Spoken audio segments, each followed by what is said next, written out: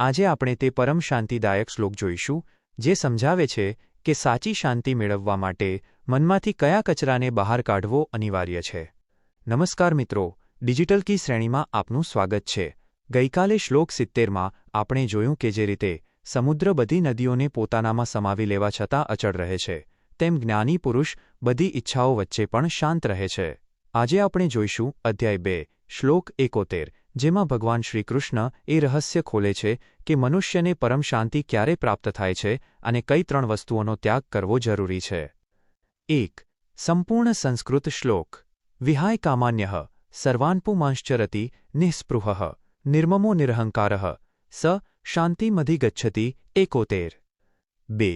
સરળ ગુજરાતી અર્થ.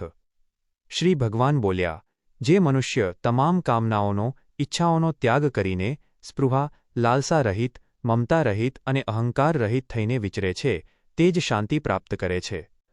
3 અને 4 પ્રશ્નો અને તેના ઉત્તરો. 1. મનુષ્ય શાનો ત્યાગ કરવાનો છે? જવાબ: સર્વાન કામાન, તમામ ભૌતિક ઈચ્છાઓનો. 2. નિઃસ્પૃહઃ એટલે શું? જવાબ: જેની કોઈ પદાર્થ કે વ્યક્તિમાં લાલસા કે પકડ નથી તેવો મનુષ્ય. 3. નિર્મમઃ એટલે શું?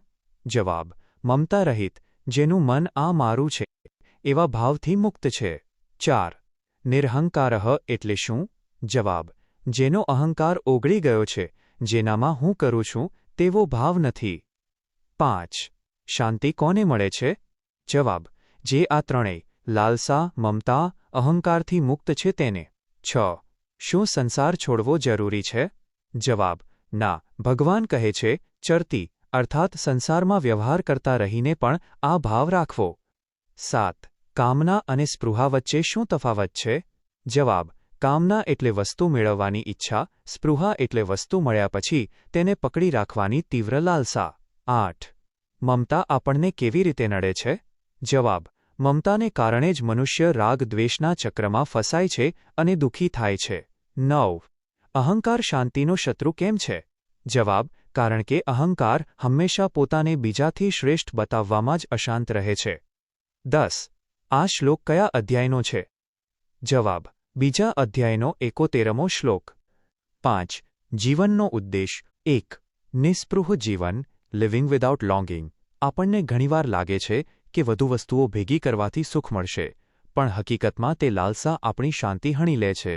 જીવનનો ઉદ્દેશ વસ્તુઓનો ઉપયોગ કરવાનો છે, પણ તેના ગુલામ બનવાનો નથી. જ્યારે આપણે નિસ્પૃહ બનીએ છીએ ત્યારે આપણને કશું ખોઈ નાખવાનો ડર રહેતો નથી, અને આ નિર્ભયતા જ શાંતિનો પાયો છે. 2. મમતાથી મુક્તિ, ફ્રીડમ ફ્રોમ પોઝેશન. મારું અને તારું એ જ સંસારના તમામ ઝઘડાઓનું મૂળ છે. આપણે ભૂલી જઈએ છીએ કે આપણે અહીં ખાલી હાથે આવ્યા છીએ અને ખાલી હાથે જવાનું છે. જીવનનો ઉદ્દેશ એ સમજવાનો છે કે આપણે માત્ર વસ્તુઓના ટ્રસ્ટી, રક્ષક છીએ, માલિક નહીં.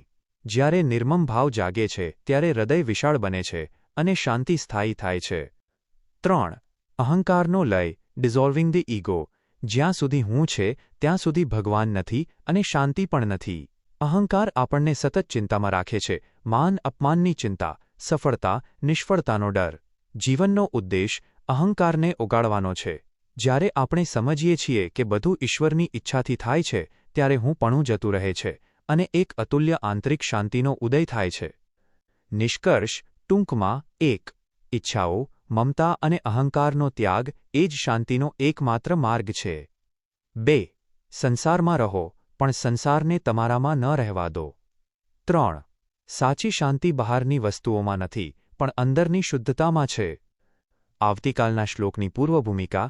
આવતીકાલે આપણે બીજા અધ્યાયનો અંતિમ શ્લોક 72 જોઈશું, એષા બ્રાહ્મી સ્થિતિઃ, જેમાં ભગવાન આ આખી સ્થિતપ્રજ્ઞતાને બ્રાહ્મી સ્થિતિ કહીને તેનો મહિમા ગાશે. આ સાથે બીજા અધ્યાયની પૂર્ણાહુતિ થશે. ડિજિટલ કી સાથે જોડાયેલા રહો. આવતીકાલે ફરી મળીશું રાત્રે 8 વાગ્યે. જય શ્રી કૃષ્ણ.